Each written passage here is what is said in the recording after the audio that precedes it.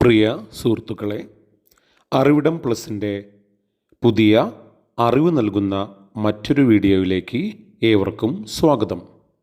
ഇനിയും channel subscribe ചെയ്യാത്തവർ subscribe ചെയ്ത ശേഷം പരമാവധി ആളുകളിലേക്ക് ഷെയർ ചെയ്യുക. കേരളത്തിലെ പക്ഷി സങ്കേതങ്ങളെയും അവയുടെ സവിശേഷതകളെയും ഈ വീഡിയോയിൽ നമ്മൾ ചർച്ച ചെയ്യുന്നു. ആദ്യമായി നമുക്ക് തട്ടേക്കാട് പക്ഷി സങ്കേതത്തിൻ്റെ ചില സവിശേഷതകൾ പരിശോധിക്കാം. കേരളത്തിലെ ആദ്യത്തെ പക്ഷി സങ്കേതമാണ് തട്ടേക്കാട് പക്ഷി സങ്കേതം. 1983 ഇത് സ്ഥാപിതമായത്. എറണാകുളം ജില്ലയിലെ കോതമംഗലം താലൂക്കിൽ തട്ടേക്കാട് പക്ഷി സങ്കേതം സ്ഥിതി ചെയ്യുന്നു. തട്ടേക്കാട് പക്ഷി സങ്കേതത്തിൻ്റെ സവിശേഷതകൾ ആദ്യമായി കണ്ടെത്തിയത് ഡോക്ടർ സലീം അലിയാണ്.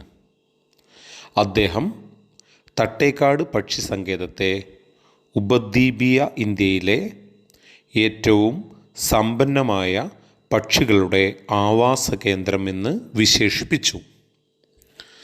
ഡോക്ടർ സലീം അലിയെക്കുറിച്ച് കുറച്ച് കാര്യങ്ങൾ നമുക്ക് പരിശോധിക്കാം.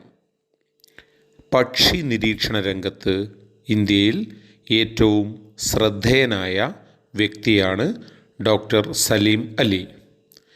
1896 നവംബർ 12 അദ്ദേഹം ജനിച്ചത്. അദ്ദേഹം ജനിച്ച നവംബർ 12 ഇന്ത്യയിൽ ദേശീയ പക്ഷി നിരീക്ഷണ ദിനമായി ആചരിക്കുന്നു. ഒരു കുരുവിയുടെ പതനം അഥവാ ഫാൾ ഓഫ് എ സ്പാരോ അദ്ദേഹത്തിൻ്റെ ആത്മകഥാപരമായ രചനയാണ്. പക്ഷി മനുഷ്യൻ എന്നാണ് അദ്ദേഹത്തെ വിശേഷിപ്പിക്കുന്നത്.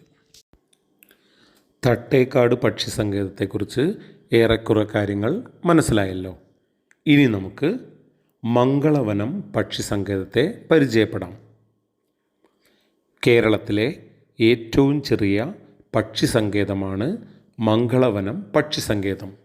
ഇത് കേരള ഹൈക്കോടതി കെട്ടിട സമുച്ചയത്തിന് സമീപത്തായി സ്ഥിതി ചെയ്യുന്ന പക്ഷി സങ്കേതമാണ്. കണ്ടൽ വനങ്ങളിൽ സ്ഥിതി ചെയ്യുന്ന കേരളത്തിലെ പക്ഷി സങ്കേതം കൂടിയാണ് മംഗളവനം. പക്ഷികളെ കൂടാതെ വിവിധ ഇനം ചിലന്തികൾ ആകർഷണമായിട്ടുള്ള പക്ഷി സങ്കേതം കൂടിയാണ് മംഗളവനം. കേരളത്തിൽ അപൂർവ ഇനം കടവാവലുകൾ കണ്ടുവരുന്ന പക്ഷി സങ്കേതം കൂടിയാണ് മംഗളവനം.